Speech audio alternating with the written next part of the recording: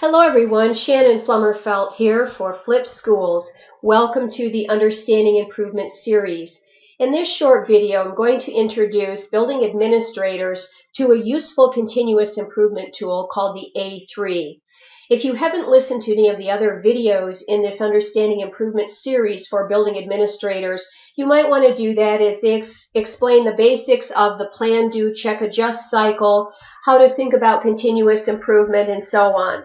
This particular one is going to focus on this tool called the A3. Now you might be wondering, what is an A3? Some of you might be familiar with the term A3 or the word A3 because it does represent the size of a piece of paper, and originally that's why this tool got named an A3, because it was placed on an A3 size sheet of paper.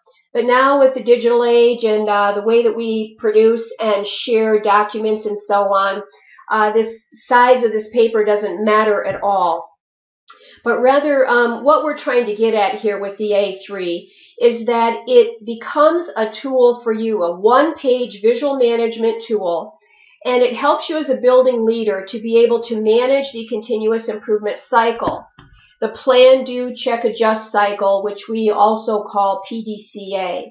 You'll notice when we get to the example of the A3 that each of these sections will be laid out, and it will tell a story in each section as to what we did, what we were thinking, and in the end it provides a nice document of how the continuous improvement process was facilitated and led.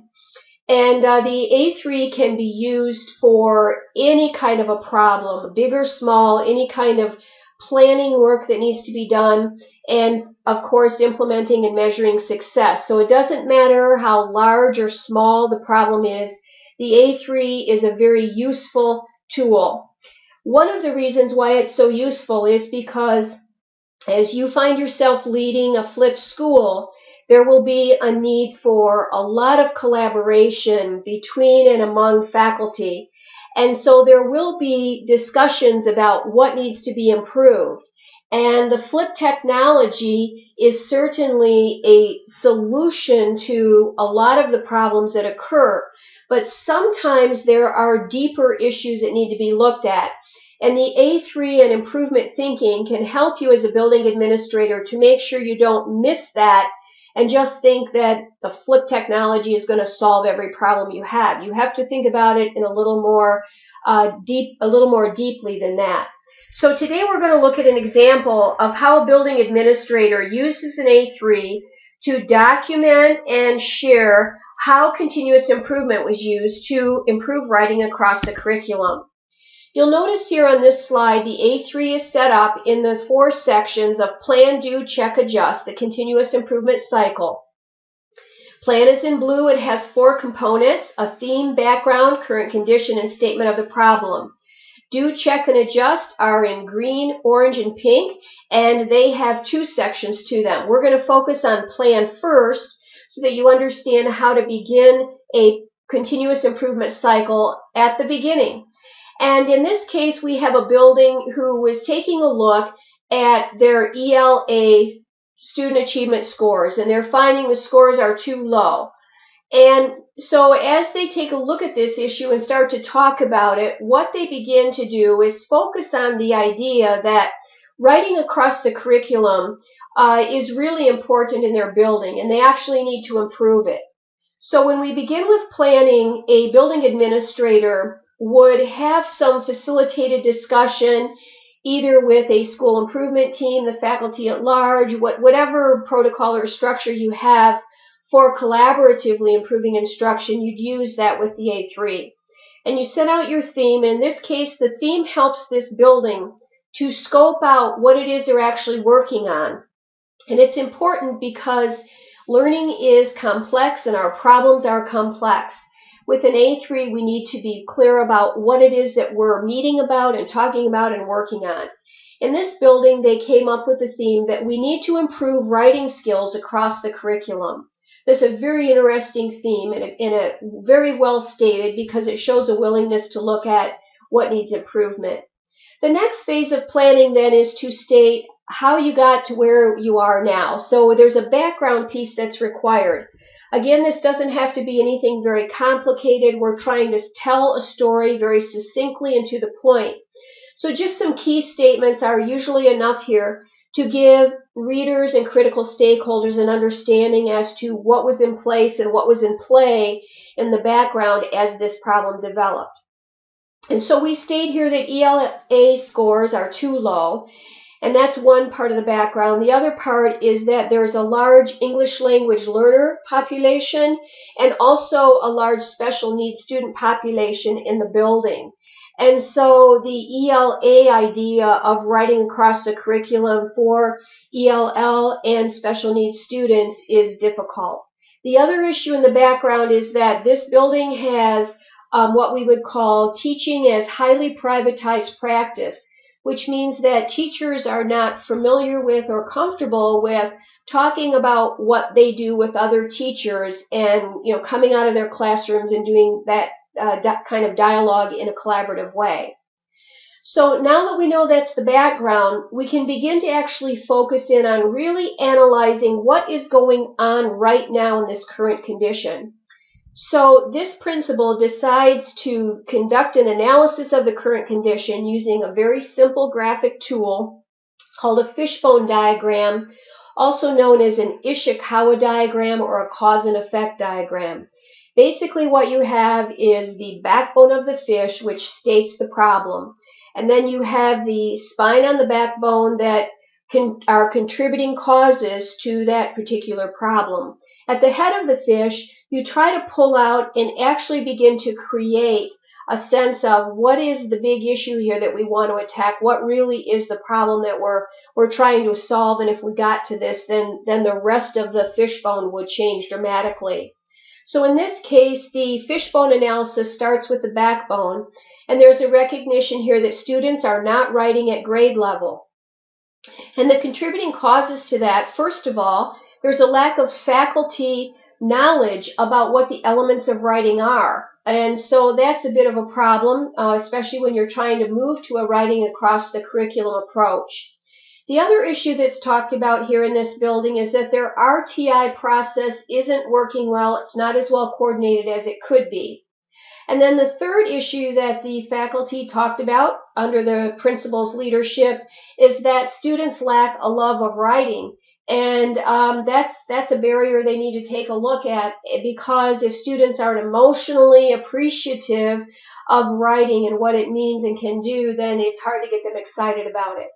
So as we pull out the main issue here, the main head of the fish, as we would say, kind of the big overall analysis of the cause here, is we're saying that writing across the curriculum is not understood or valued by all faculty.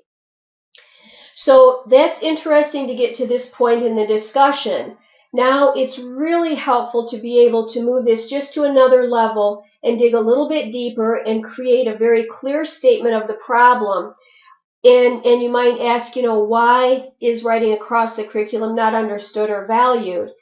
And what this discussion uncovered for this principal is an understanding of the statement of the problem here.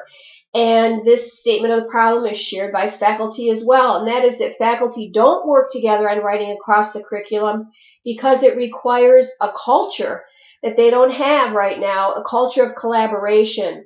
And so if that's not present and not comfortable for people, it's really hard to begin to attack this issue, writing across the curriculum to improve ELA scores when people don't really want to come out of their classrooms and do that. So now we have this plan part done, and there's quite a build-up here to the statement of the problem. You can see that this took some work and effort to get to this point, but that's wonderful because now when we begin to do the work has great meaning. It's been scoped out.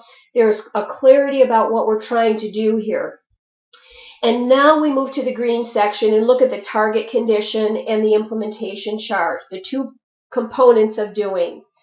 First of all, we set out what we're trying to do. And in this case, we're going for 100% faculty participation in writing across the curriculum by increasing collaboration in the building, improving that culture that's a barrier. And then we're also looking at what exactly do people in this building need to do here. Now we're going to assign roles and responsibilities and try to get some work done that's very focused. So the school improvement team is going to look at the barriers to collaboration, because we know that's one of the root causes here. So they're going to dig into that and figure out what's happening with that. The principal is going to go ahead and put together some funding and identify either a faculty expert or an outside expert to provide some professional development training on writing. What are core writing skills? Give examples of how you would write across the curriculum and so on. And then the faculty is going to be responsible for establishing exemplars of writing in every subject and grade level.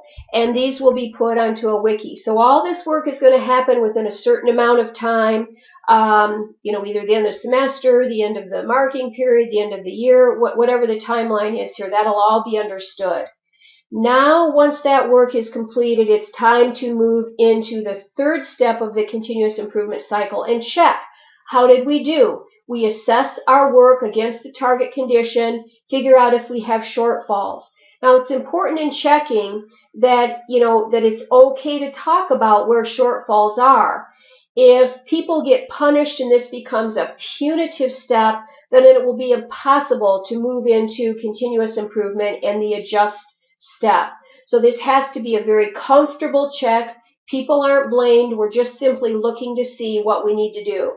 Now we find out, we're going to look at participation. Did we hit it? We're going to look at collaboration. How is it going? Are the barriers getting removed? And also, what do the quality of these exemplars of writing look like coming from the faculty? Now, when we assess that, we find out there are some shortfalls, that the participation is 10% short. The collaboration barriers looked okay, but we also found the exemplars could be better. And so now we have an idea as to what we need to do to make final improvements here to complete this first continuous improvement cycle. We move into adjust. The improvements are, we're going to increase peer accountability for faculty participation to get at that 10%. Can do that through a tiered program where you have, peer mentoring. You want to make it comfortable for people to participate. Maybe they just need some more training or help. But there's going to be some peer interaction here that'll help to bring that 10% up. And then in addition to that, the principal is going to now step in and provide more administrative oversight. Once this program is now, off the ground and running with its improvements, it's going to be important to sustain it and not lose track of it. So the principal will make sure that that happens. And in reflection, the principal in the building figured out that, it takes time for teachers to get into this collaboration mode. The culture has to be fixed, the barriers removed, teaching deprivatized. There has to be safety in going through a continuous improvement cycle and so on. That takes a little while. So that's a good reflection that came out on this A3. So there you have it. There's the completed continuous improvement cycle and how this particular principal led this building through this work. If you're interested in more information about flipping or improvement, go to the Flip Institute website at http://theflipinstitute.com/about/. Thanks for listening. I hope you enjoyed the video.